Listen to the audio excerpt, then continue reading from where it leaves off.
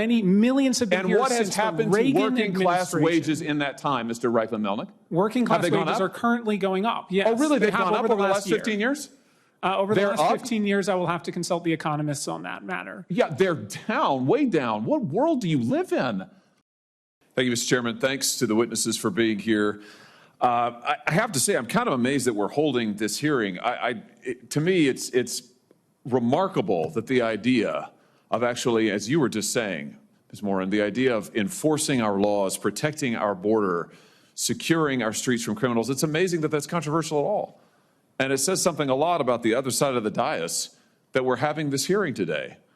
Let me just ask you, Mr. Reichlin-Melnick, I mean, is it really such a bad idea to deport people like the criminal who killed this young man? This is Travis Wolf. He was 12 years old when he was killed.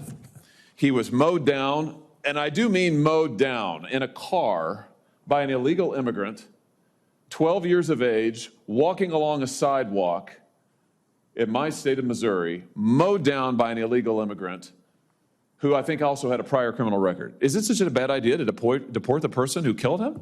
Any person who commits a heinous crime should suffer the consequences under the law. Good. What about Officer David Lee?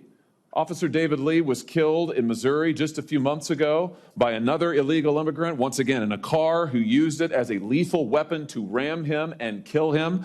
Is it so wrong, such a bad idea to deport the illegal immigrant who killed this good man? Again, any person who commits an awful act should face the full force of the law. And We've had multiple stabbings in the state of Missouri at laundromats in O'Fallon, Missouri, where innocent civilians were going to do their laundry of an evening and were attacked with knives, slashed, bled, stomped upon. Should the illegals who did that, should they not be deported? No, as I said, if you commit an offense, you should face consequences. But the overwhelming majority of the 13 million people here today We've had officers assaulted in Kansas City on the other side of the state who have been assaulted by illegal immigrants. One officer required over 100 stitches to the head, a police officer, earlier this year. Should the illegal immigrant who did that not be deported? Again, they should face the consequences of the law, but they are a very small minority of the population that President Trump is promising to deport. Well, let's talk about the rest of the people who you don't want to be deported. You said in an article that you wrote recently, new report shows devastating costs of mass deportation. You wrote this in October. Do you remember this piece? Yes, that is a summary of our report. Yeah, so in this piece, and it's also in your written testimony, you talk about how much the economy will lose if the United States actually enforces our immigration laws and deports folks who are here illegally. And I want to quote you now. You say some industries would be particularly hard hit, including construction, agriculture, and hospitality, which combined would lose more than 2.5 million workers. What's the argument here, that there aren't American workers who are available to do those jobs? No, and as I said previously, there likely are, but the issue is that— And you don't want their wages to rise?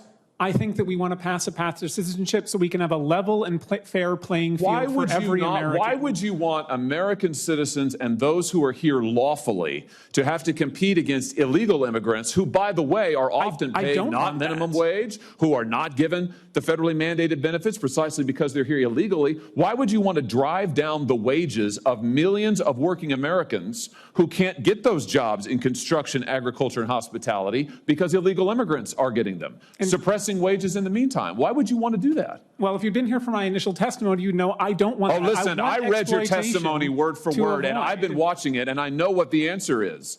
You don't actually care about working people because you're absolutely hell-bent on this ideological agenda of opening our border. You want to give everybody who's here a path to citizenship. You want blanket amnesty. You talk about mass deportations.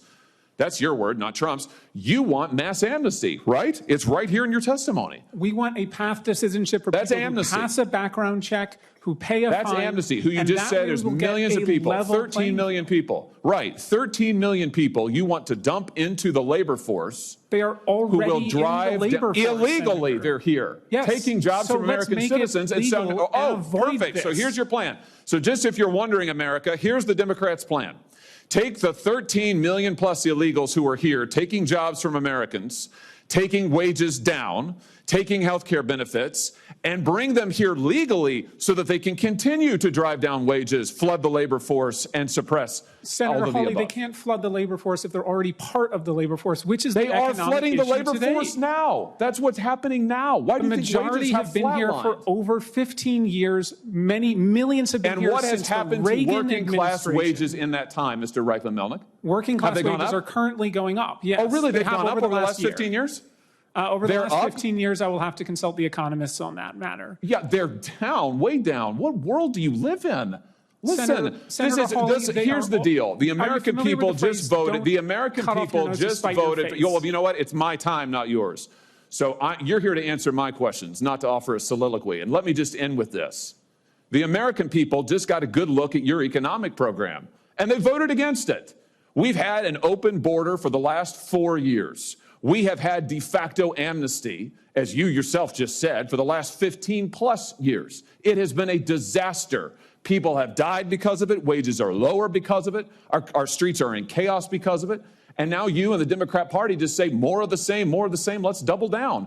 I would just say to you, I think that's insanity. I think it's total insanity, and the American people do too. Senator Hawley, we have a choice. We can either hurt the economy or help the economy. And if we want to deport 13 million It hurts the economy to give American workers jobs? Senator from Texas.